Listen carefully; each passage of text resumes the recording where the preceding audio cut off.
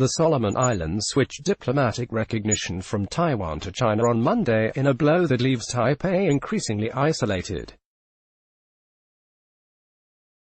Taiwan's foreign ministry confirmed the Solomon Islands cabinet approved a resolution recognizing Beijing as the government of China and announced it would immediately close its embassy on the Pacific island nation. Read more. China and Australia compete for influence in the Pacific. Self-ruled Taiwan broke away from the mainland in 1949 after communists in Beijing emerged victorious from a civil war. China considers Taiwan to be part of its territory and has vowed to retake it, even through military force. China and Taiwan, best enemies. Recapturing versus liberation. After the end of World War II, the Communist Party of China (CPC) under Mao Zedong pursued a fierce battle against his arch-rival Chiang Kai-shek, chief of the Kuomintang (KMT) party. Chiang lost and took refuge in the island of Taiwan. For some time after that, Taiwan was the center of propaganda from both sides. The CPC wanted to liberate Taiwan, while Kuomintang wanted to recapture the mainland. China and Taiwan, best enemies. Letters to compatriots. In the 1950s, the CPC published 4 messages to Chinese compatriots in Taiwan, which are considered the basis of Beijing's Taiwan policy. In these texts, Beijing warned Taiwan of collaborating with U.S. imperialists. Military confrontation, particularly artillery attacks, also continued during this time. China and Taiwan, best enemies. Beijing replaces Taipei in UN bodies. In 1971, the United Nations General Assembly declared that the People's Republic of China was the sole lawful representative of the country. With this decision, the Republic of China (ROC) Taiwan was removed from all UN bodies. The frustration of ROC's Foreign Minister, Chao Shukai, right, and his ambassador Liu Qie is easy to see in this picture. China and Taiwan, best enemies. New Taiwan policy. The fifth and last message from Beijing to Taiwan was published on January 1, 1979.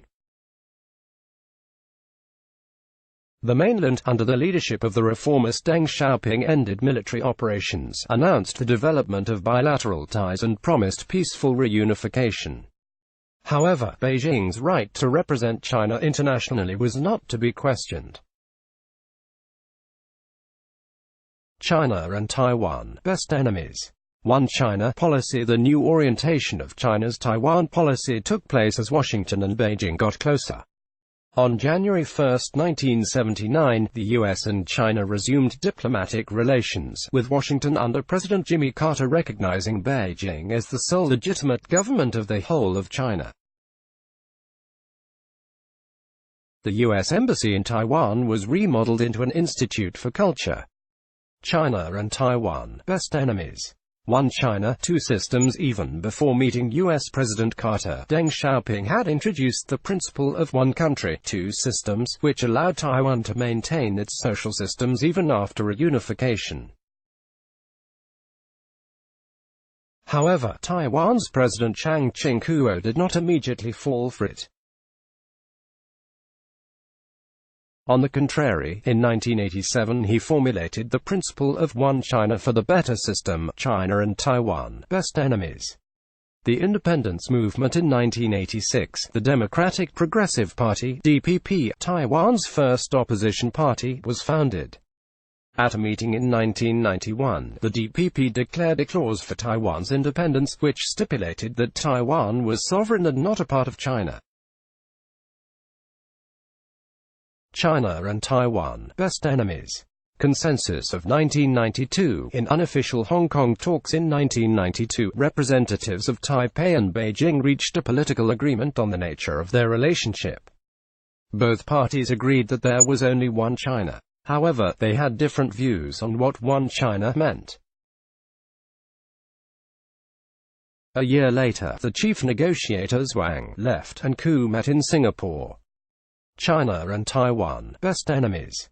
Bilateral relations. In an interview with DW in 1995, the first democratically elected president of Taiwan and the KMT leader Lee Teng-hui said that all relations beyond the Straits If Taiwan would be defined as relations between states, at the very least, as a relationship of a special kind between states, his formulation was very close to being a declaration of independence. China and Taiwan, best enemies. A state on every side, the DPP won the presidential election for the first time in 2000, with Chen Shui-bian, the Taiwanese-born who had no connections to mainland China, calling for a state on each side. It meant that Taiwan should have nothing to do with China anymore. In 2005, Beijing reacted with the anti-secession law, which allowed the use of military force in the event that Taiwan declared independence. China and Taiwan, best enemies. One China, different interpretations. After losing the elections in 2000, the KMT adopted a changed formulation of the consensus of 1992 in the party's statute, which called for one China, different interpretations. That is why the 1992 consensus is still debated in Taiwan. The reason: the negotiators of 1992 did not have an official position. China and Taiwan, best enemies. CPC meets KMT. The mainland adopted the consensus of 1992 as a political basis for creating a relationship with Taiwan. In the first summit between the two sides since the Communists came to power in China, Hu Jintao, right, and Li Anzan endorsed the consensus of 1992 and the One China principle. China and Taiwan, best enemies. The direction is correct. After KMT's Ma Ying-jeou won the 2008 presidential elections, both sides continued to come closer. In an interview with DW in 2009, Ma said, "The Straits of Taiwan should be a place of peace and security. We have come a lot closer to this goal. Basically our direction is correct." China and Taiwan, best enemies. Quo Vadis. After the elections in 2016, when President Tsai Ing-wen came to power, the independence movement gained a lot of wind.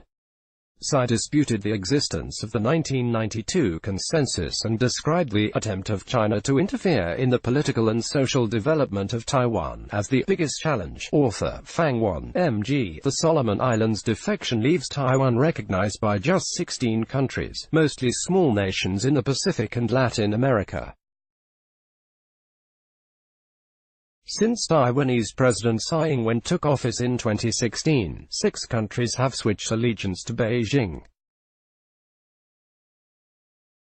Taiwan's Foreign Minister Joseph Wu accused China of engaging in dollar diplomacy to obtain recognition. China's foreign ministry said in a statement it highly commends the decision to sever diplomatic ties with Taiwan. "We stand ready to work with the Solomon Islands to open new broad prospects for our bilateral relations," spokeswoman Hua Chunying said in a statement. More, U.S. defense chief condemns China's action in Indo-Pacific. The Solomon Islands had conducted a weeks-long review of its policy towards China, which was offering in $8.5 million, €7.7 million in development funds to replace Taiwan. In the cabinet vote, there were 27 votes to shift ties and 6 abstentions, a Solomon Islands member of parliament told Reuters. CW or AFP app Reuters. Each evening at 18:30 UTC, DW's editors send out a selection of the day's hard news and quality feature journalism. You can sign up to receive it directly here. Let's block ads. Why?